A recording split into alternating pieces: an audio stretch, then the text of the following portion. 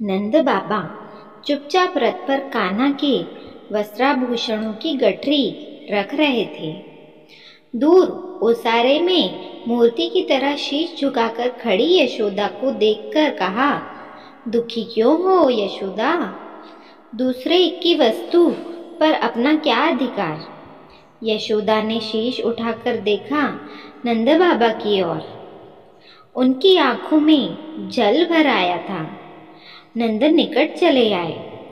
यशोदा ने भारी स्वर से कहा, तो क्या कान्हा पर हमारा कोई अधिकार नहीं? 11 वर्षों तक हम असत्य से ही लिपट कर जीते रहे। नंद ने कहा, अधिकार क्यों नहीं? कन्हैया कहीं भी रहे, पर रहेगा तो हमारा ही लल्ला ना। पर उस पर हमसे ज्यादा देवकी वासुदेव का अधिकार है और उन्हें अभी कन्हैया की आवश्यकता भी है। यशोदा ने फिर कहा, तो क्या मेरे ममत्व का कोई मोल नहीं? नंद बाबा ने थके हुए स्वर में कहा, ममत्व का तो सचमुच कोई मोल नहीं होता यशोदा, पर देखो तो कान्हा ने इन 11 वर्षों में हमें क्या नहीं दिया है। उम्र के उत्तरार्ध में जब हमने संतान की आशा छोड़ दी थी, तब वह हमारे आंगन में आया। तुम्हें नहीं लगता कि इन 11 वर्षों में हमने जैसा सुखी जीवन जिया है, वैसा कभी नहीं जी सके थे? दूसरे की वस्तु से और कितनी आशा करती हो यशोदा? एक न एक दिन तो वह अपनी वस्तु मांगेगा ही ना। कान्हा को जाने दो यशोदा। यशोदा से अब खड़ा नहीं हुआ जा रहा था। वे वहीं धरती पर बैठ गई। कहा, आप मुझसे क्या ताकने के लिए कह रहे हैं, यह आप नहीं समझ रहे। नंद बाबा की आंखें भी भीग गई थी। उन्होंने हारे हुए स्वर में कहा, तुम देवकी को क्या दे रही हो, यह मुझसे अधिक कौन समझ सकता है यशोदा? आने वाले असंख्य युगों में किसी के पास तुम्हारे जैसा दूसरा उदाहरण नहीं होगा। यह जगत सदैव तुम्हारे त्याग के आगे नतमस्तक रहेगा। यशोदा आंचल से मुंह ढांक कर घर में जाने लगी तो नंद बाबा ने कहा, अब कन्हैया तो भेज दो यशोदा, देर हो रही है।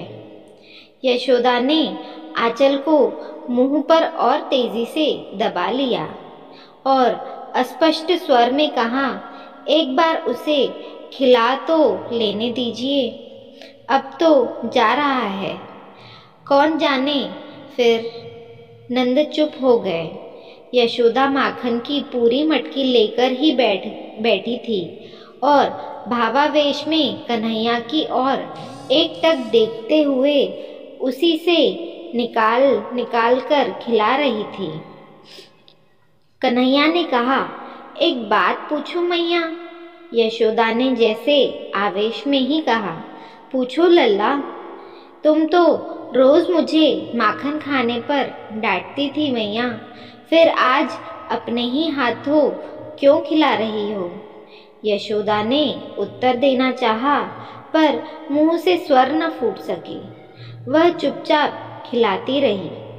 कान्हा ने पूछा, क्या सोच रही हो मैया? यशोदा ने अपने अश्रुओं को रोककर कहा, सोच रही हूँ कि तुम चले जाओगे तो मेरी गैया कौन चराएगा?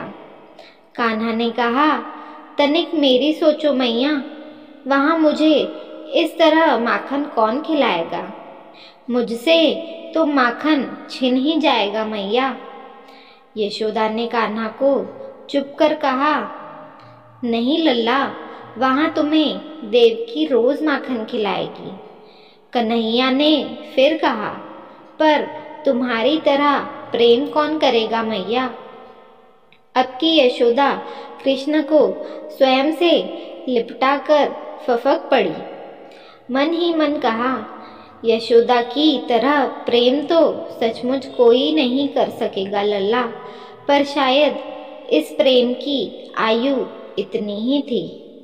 कृष्ण को रथ पर बैठाकर अक्रूर के संग नंद बाबा चले तो यशोदा ने कहा, तनिक सुनिए ना, आपसे देवकी तो मिलेगी ना, उससे कह दीजिएगा लल्ला तनिक नटखट है पर कभी मारेगी नहीं।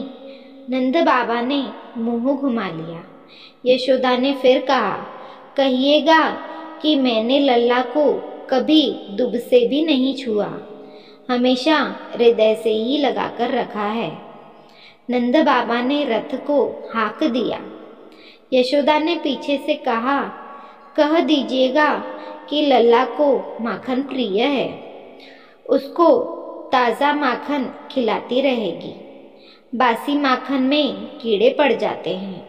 नंद बाबा की आंखें फिर भर रही थी। उन्होंने घोड़े को तेज किया। यशोदा ने तनिक तेज स्वर से फिर कहा, कहिएगा कि बड़े कौर उसके गले में अटक जाते हैं, उसे छोटे छोटे कौर ही खिलाएगी। नंद बाबा ने घोड़े को जोर से हाँक लगाई। रथ धूल उड़ाते हुए बढ़ चला। यशोदा वहीं जमीन पर बैठ गई और फफक कर कहा, कृष्ण से भी कहिएगा कि मुझे स्मरण रखेगा। उधर रथ में बैठे कृष्ण ने मन ही मन कहा, तुम्हें यह जगत सदैव स्मरण रखेगा मैया, तुम्हारे बाद मेरे जीवन में जीवन बचता कहाँ है, लीलाएं तो ब्रिज में ही छूट जाएंगी। धन्यवाद।